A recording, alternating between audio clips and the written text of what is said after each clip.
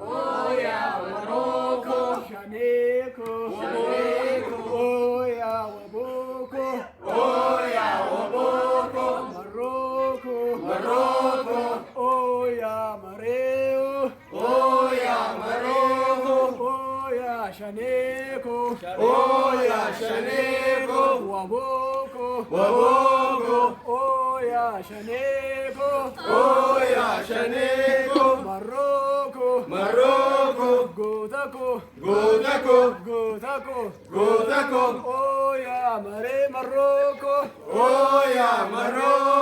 Waboko, Oya Gotako, Morocco,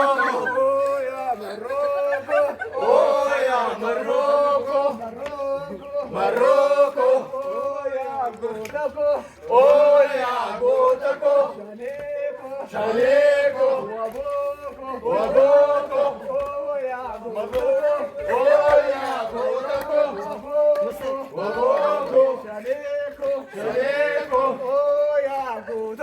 Oya Gotako, Morocco, Abdigo, Oya Gotako, Waboko, Gotako, Oya Gotako, Chaleco, Oya Waboko, Oya Morocco, Oya Waboko,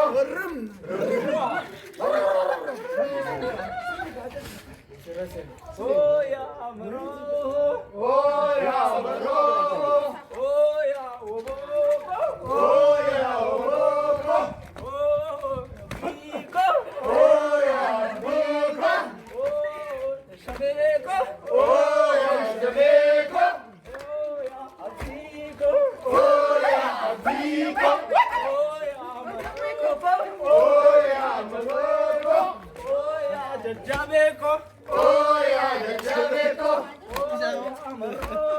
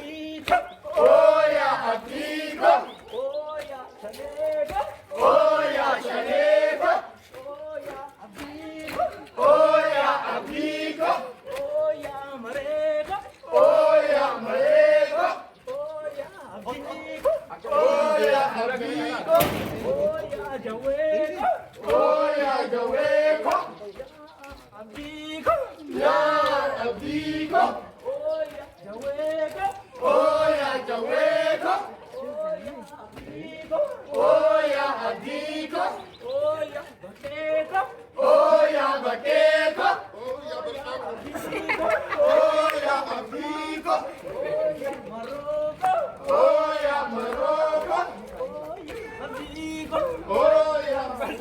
Morocco, Abdico, Sagantaa guyyaa irraa kana irreecharraa nu hambisanii jechuun leen dandeenyu garuu irreecharraa hafnee jirra. Irreecharraa waan hafnee jecha asitti irreeffatu hin dadhabnu jenneeti waayilata yeroo isaa walitti walitti qabamne arraan tana guyyaa irreeffannaa asitti irreeffatu jira jechuudha. Irreechi kanaan dura Oromoonni walitti cabaniiti Finfinneetti kabajatanii arraan tana immoo Finfinneetti irreecha kabajuu hin dandeenye. Akkuma beektanitti egaa foonarree yoon foddarree kaanis gangalatee daaraa keessa bu'aa jiranii mootummaan kunis sadarkaa mootummaa irreessa keenyee deebi'ee daaraa keessa gangalachuudhaaf jecha Oromoonni akka Finfinnee seenne jee nutis Finfinnee seenuu nu dhoorkanii irreechi dheeyinee irreeffachuu dadhabnus asitti irreeffachuu hin danda'u jenneeti irreecha kana asitti irreeffachaa jirra. Kaayyoon irreecha kanaa garuu callisnee irreeffachuu osoo hin taane bara kana keessa egaa barri bara xiiqiitii bara qabsoo ture gootota meeqa dhabne gootota san yaadachaa kabajuudhaaf jecha daqiiqaa muraasaaf yaadannoo artist Hacaaluu Hundeessaa gaggeessina. Achi booda immoo keeka kana isa yaadachaadha. Kaayyoo isaa galmaan gahuudhaaf waadaatti haaromsaa waadaa keenya haaromsuudhaaf jecha sagantaa kana qopheessinee daqiiqaa takkaaf artist Hacaaluu Hundeessaa yaadannoo sammuu haa goonu.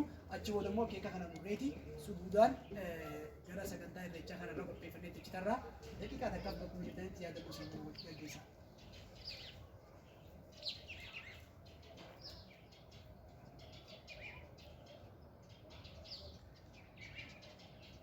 Tole galatoomaadha. Hedduusin galatoomfannaa har'aan kana guyyaan guyyaa irreechaati. Irreecha gammachuuti illee jechuu hin danda'amu. Irreecha gadda lama of keessaa qabu. Irreecha gabrummaa of keessaa qabu. Irreecha goota artist Hacaaluu dhabnee isa malee kabajnedha. Gadda lama qabatee kabajuu deemna. Bara dhufu immoo tokko abdii uummata Oromootiin, abdii waaqaatiin, abdii rabbii guddaatiin jechaadha. Akkasumatti illee abdii gootota keenyaa kan maneedhaa keessa jiraniitiin, abdii gooticha keenya jaalmarrootiin bara dhufu injifannoodhaan irreecha isa kabaju.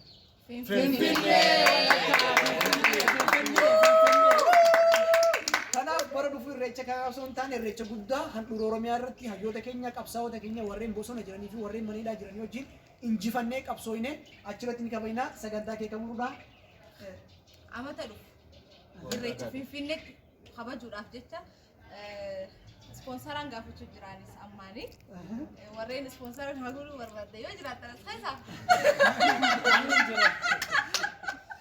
tole egaa keeka amurru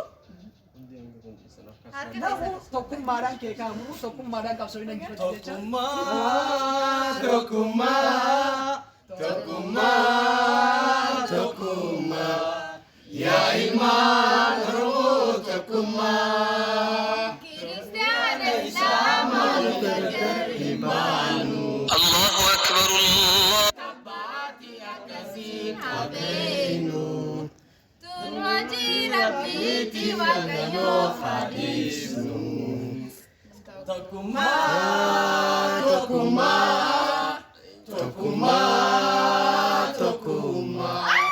yaa ilmaan Oromoo tokkummaa.